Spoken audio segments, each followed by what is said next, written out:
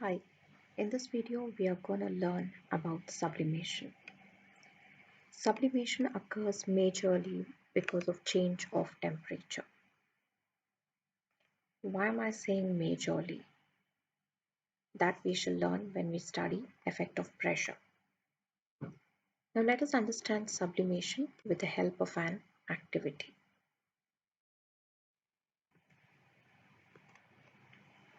This is the activity we have. We are taking either camphor or ammonium chloride on a china dish, and that has to be covered using an inverted funnel, and the mouth of the funnel is blocked using a cotton plug. Now we are not just taking ammonium chloride, we have taken salt, a mixture of ammonium chloride and salt.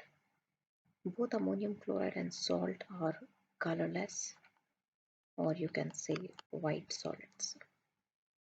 So we are taking this mixture in a china dish and we will start heating it using a burner. So we are studying the effect of temperature. We are studying the effect of temperature. So as you start heating, you see that ammonium chloride turns to vapors.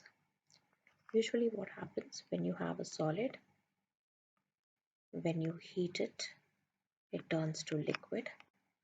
Then you continue heating, it turns to vapors or gas.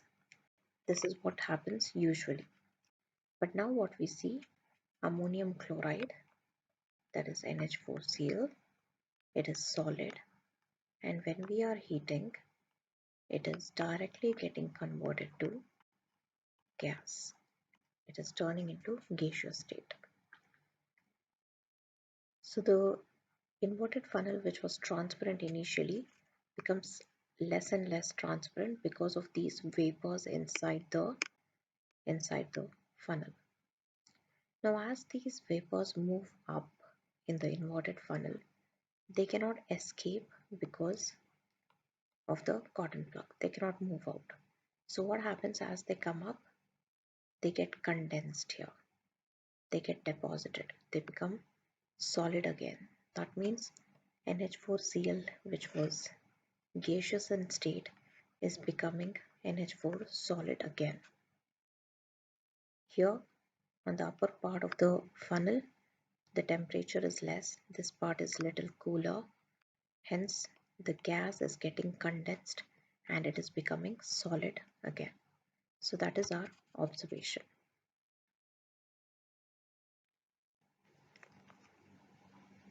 This process where the solid is directly going to the gas or gaseous state without changing into liquid state is called as sublimation.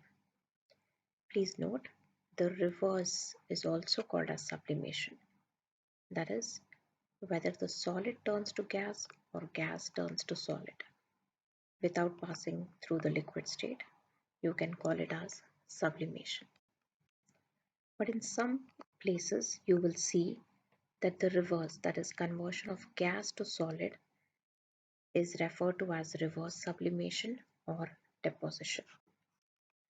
Now whenever you are defining sublimation, it is very important that you mention that the solid is not passing through the liquid state.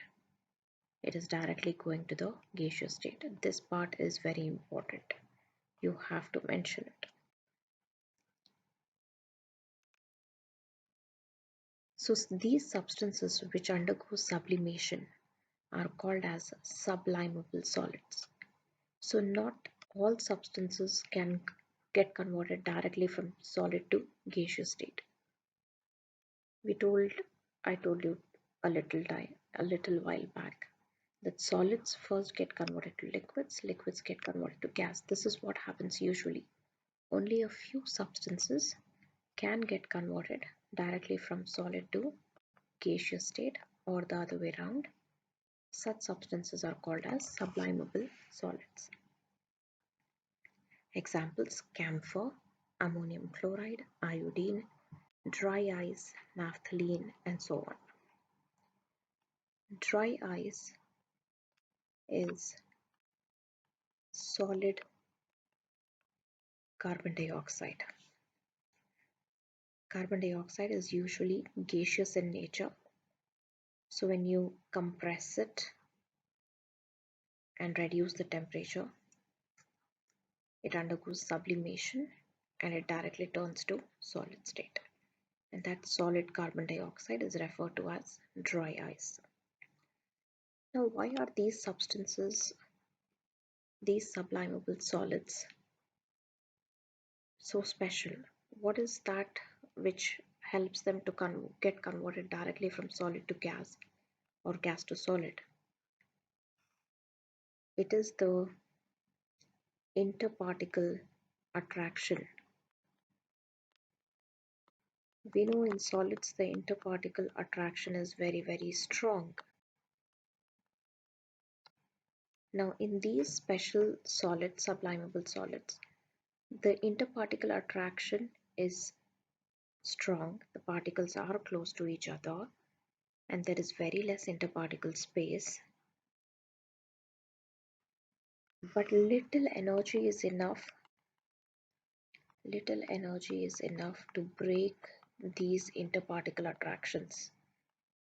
The particles are close to each other, they are tightly packed, but little energy breaks the attraction to an extent the particles move away, the particles get dispersed, or the attraction is completely broken down with little energy, because of which the solid directly turns to gaseous state. There is attraction, but little energy is enough to break that attraction completely and convert the solid directly to gaseous state.